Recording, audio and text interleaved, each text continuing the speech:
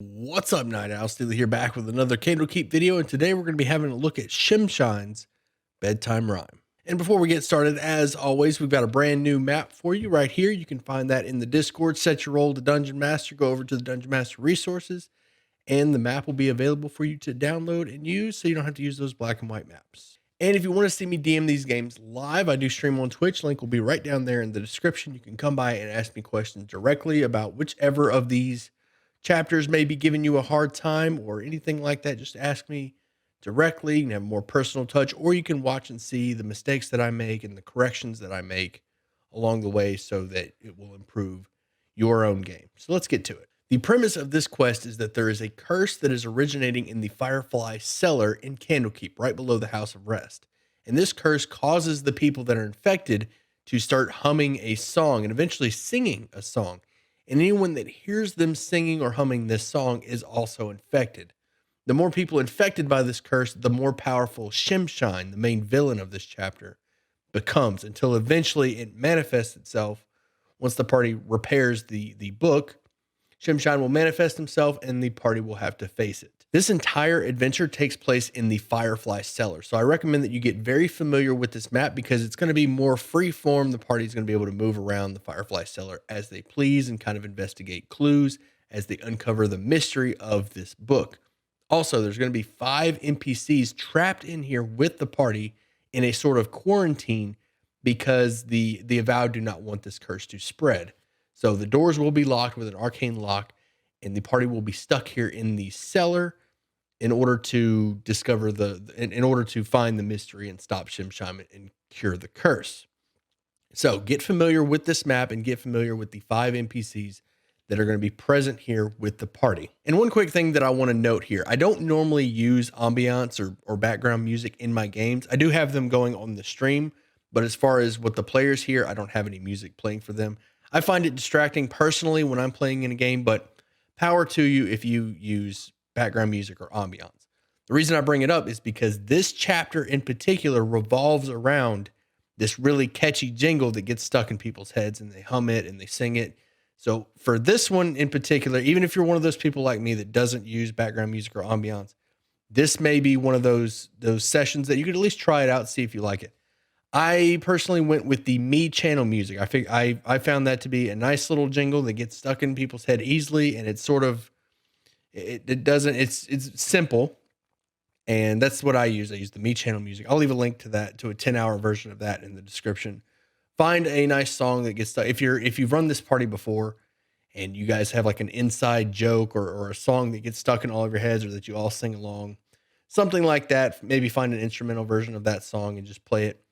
The key for this one, at least in my opinion, is to have a song get stuck in the players' heads for more immersion's sake. At least give it a try. When you run this chapter, there's going to be a total of 6 events that I'm going to go over here in this video. And each of these events take place whenever you decide. They can go as fast or as slow as you want. You set the pace for these. But these events will trigger and the party will react to them, and then you'll move on to the next event trigger. Again, whenever you decide to do that. The very first event is called the quarantine, and this is the build-up phase. This is where you're going to introduce the party to Firefly Cellar, and you're going to introduce them to the NPCs. Now, the party may not get a full view of Firefly Cellar during this phase or this event, but you do want them to meet all of the NPCs here and at least get their names. The very first NPC that the party will probably meet is Varnier, a female elf. Varnier is a senior scribe here at Candlekeep, and she spends her time in the cellar repairing damaged books. It's important to note, she has a key to escape the quarantine. She is here by choice. Catoola is a tabaxi druid who is granted permission to do research on local folk magic here in the Firefly Cellar. After the quarantine takes place and she's locked up, she is going to be visibly frustrated and nervous about being cooped up in the Firefly Cellar, and you want to emphasize that to the party, because it's going to come up later on when she has an outburst and tries to escape. Ebder is a male human widower who works here in the Firefly Cellar, completely rewriting books that have gotten too old and can no longer be used. So he just rewrites the books when they've reached that point of no return where Varnier can no longer repair them. Galeby is his 8-year-old daughter who also lives down here in the Firefly cellar, and she loves to draw and would love to show the party her drawings and her toys. And finally, there's Crinkle, the elderly Kinku, who is the custodian and caretaker of the Firefly cellar and its fireflies. The second event will be when Ebner falls to the floor paralyzed with his eyes bulging out of his head in terror while he hums the rhyme, and then a haunting occurs, which you roll on the table. I personally went with the 3 shadows just to have a little bit of combat, but that depends on your party. You can pick from the table which one fits, which one suits you. Again, I went with the shadows just to have a little bit more combat for the combat-focused parties. Event 3 is when a skull will start singing beneath the floorboards of the Firefly room. Now, this room is locked, and the party will probably have some questions about the fact that there's this locked door here, which Crinkle will tell the party that she doesn't want the fireflies bothered. This is where she breeds them. But once the skull starts singing beneath the floorboards, the party's probably going to want to investigate that. Crinkle has the key to this room, and I'll go over that in the map. But once they find the skull, they'll realize that the skull is singing, and it's at this point that the party will learn the lyrics to the song rather than just humming it. And this will give them sort of a clue as to what's going on. So this will open up a few questions. Also, the floorboards have 2 bodies beneath them, and these will raise a couple of questions as far as backstory. And there's no real way for the party to learn about where these came from. So I personally added a journal that kind of filled in some of those details at the beginning of the chapter about who these 2 bodies are and why they're here, and the original time that this curse started in Candlekeep, because this has happened before 600 years prior. Event number 4 is when Catoola tries to escape. Now, what I would do, there's a couple of different ways to handle this, but my favorite way was to have Catoola ask the party, or first that Catoola will tell the party that Varnier has the key to get out of here. And depending on how the party responds to that, Catoola may follow up with, do you guys want to escape this place, and try to get them in on it. Now, the party will probably, at this point, since they have all these clues and they're investigating this mystery, will probably pass on that, at which point Catoola will try to do it himself. Now, how you present this is entirely up to you, but I personally had the party kind of just, as they moved around the Firefly cellar, they stumbled across Catoola threatening Varnier, asking for the key. And because Catula's a druid, I also had a little bit of flavor there that Catoola had a shillelagh club threatening Varnier to get the key from her so that he could get out of there. Now, it's at this point that I actually transitioned to the next event, event 5, which is called Puppets. And this is when the party goes on a free-for-all and starts fighting each other. Now, this next event, I played pretty loose. I didn't bother with the saves. I just kind of rolled initiative because the party was about to fight Catoola anyway.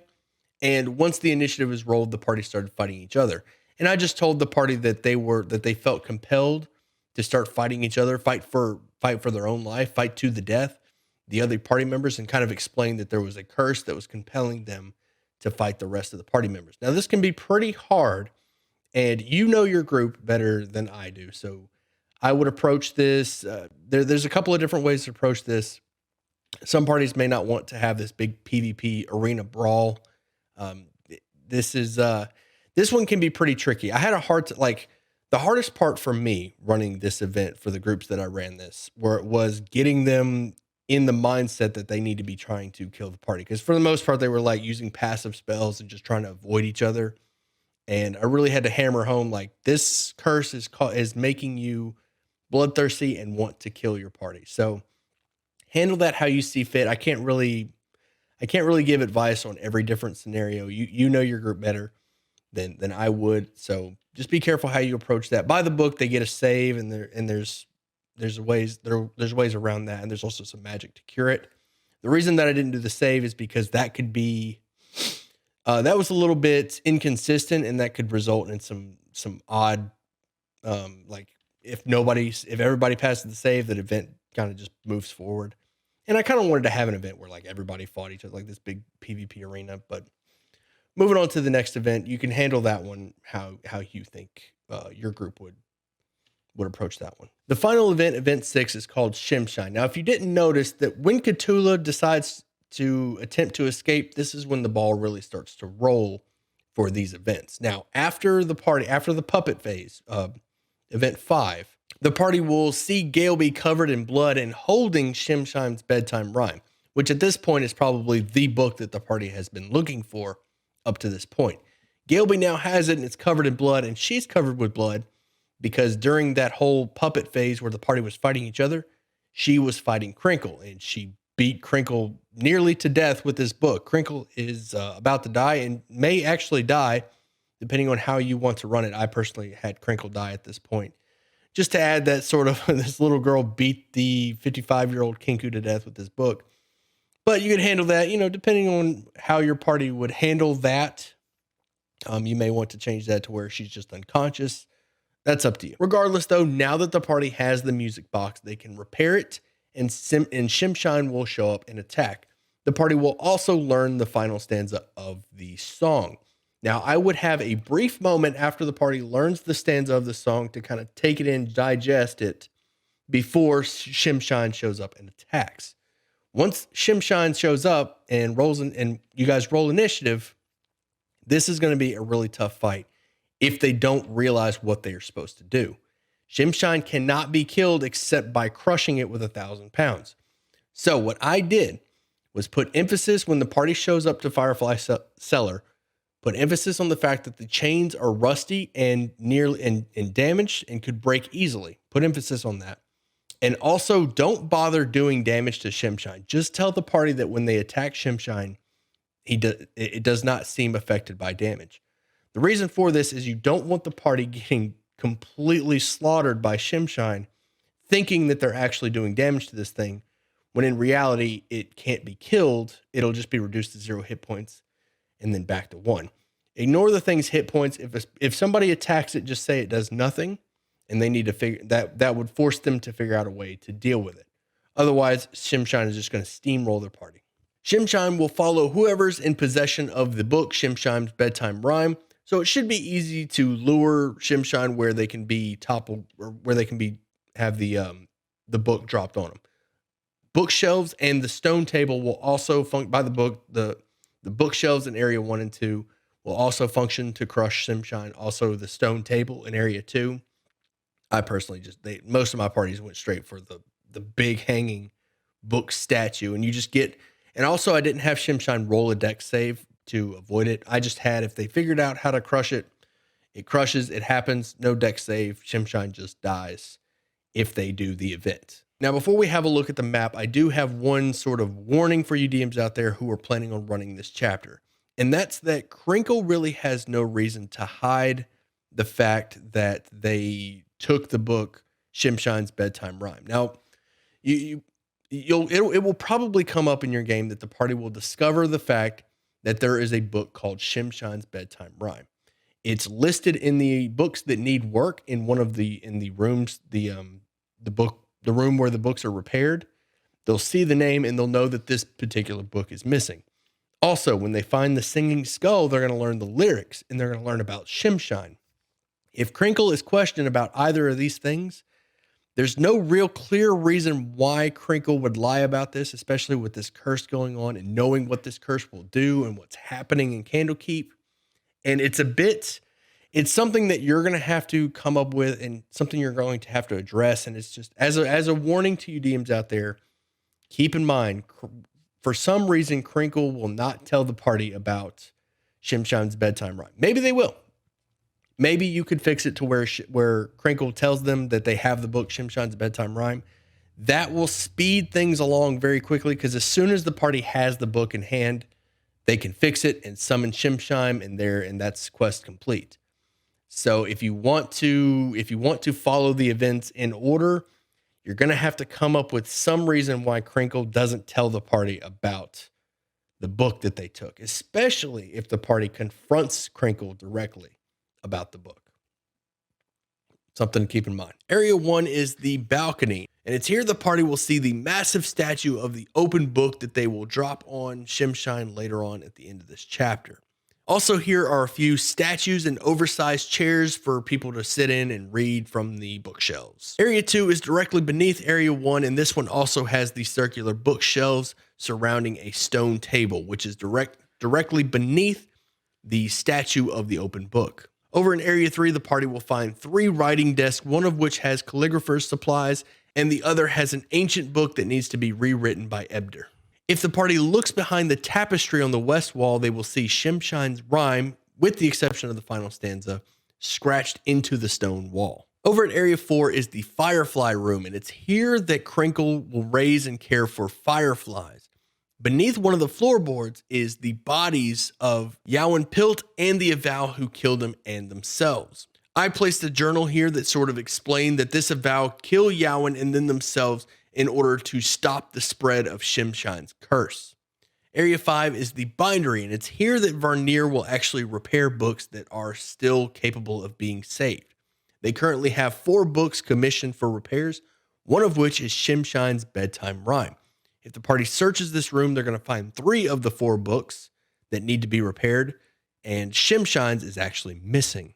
And this is because Crinkle took it earlier. Area 6 is the Worm Tunnel, and this tunnel actually leads to the kitchen and some of the living quarters at the bottom floor. Area 7 is the kitchen, and there's nothing really of interest here except for an oven that is powered by an iron enchanted with heat metal rather than flames. Area 8 is the Avowed quarters, and there's 2 beds here and a wash basin. This is where the party will end up if they spend the night in Firefly Cellar. Area 9 is Galeby's room. Here the party will find Galeby's toys and drawings as well as piles of clothes on the floor in this unkempt room. Area 10 is Ebder's room. There's nothing of interest in here, but if a party member looks under the bed, they will find some keepsakes of his deceased wife, Valeshti. Area 11 is Crinkles' room. There's a number of hidden treasures in this room, but the most important is Shemshimes' Bedtime Rhyme, which is hidden in one of the hidden rooms to the north. Area 12 is more Avowed quarters, and this is also a location that the party may be assigned if they stay the night at Firefly Cellar. Area 13 is Catoola's room. This is where the Tabaxi druid stays while they do research on that folk magic. There is a mechanical oyster here that when wound will make ocean sounds for 10 minutes. And this can actually be used to calm Catoola down when they try to do their escape attempt. And when the madness drives Catoola to attempt to escape.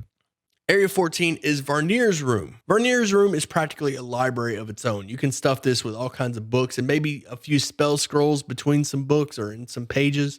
But for the most part, this room is, there's nothing really anything of interest in this room. And that's it for Shemshimes Bedtime Rhyme. As much as I enjoyed this chapter after reading it and running it, this is probably one of the harder chapters to run. And it's just because there's a lot of different branches, a lot of different directions that the party could go. And again, Crinkle hiding the fact that they have that book is something that you're going to need to address. So just read up on all those NPCs, read up on the map, learn what's going on, learn their motives. And for the most part, keep in mind where the party can go and what they can find out. They can, if the party beelines straight to Crinkle's room, pick locks the door, and then finds Shemshimes Bedtime Rhyme, that will be quest complete very quickly. So it's really dependent. You're going to want to keep an eye on things and try to manage where the party ends up while they explore Firefly Cellar. And if you need to, throw one of those events in there to sort of distract them if they start sniffing too close to something that will wrap up the adventure too quickly. That's my biggest problem with this one, is that there's too many things guiding, because once a party finds a locked door, they're going to that's all that exists is this locked door. So keep in mind, like, be aware that once the party finds the book, they're going to summon Shemshine. It's going to be quest complete. So use the events, use those triggers to distract them from getting to the book too quickly and just ending the chapter before the chapter is fulfilled, or before they learn the story of what's going on. Hey, thanks for watching. I hope you enjoyed it. And if you did, you know how YouTube works. Hit those buttons, leave a comment down below. Let me know what you thought of this chapter if you've run it already. And if you want to be a part of this D&D community, make sure you join the Discord. Link is in the description. Come by, ask questions, let me know what you think. And as always, I'll see you at sundown.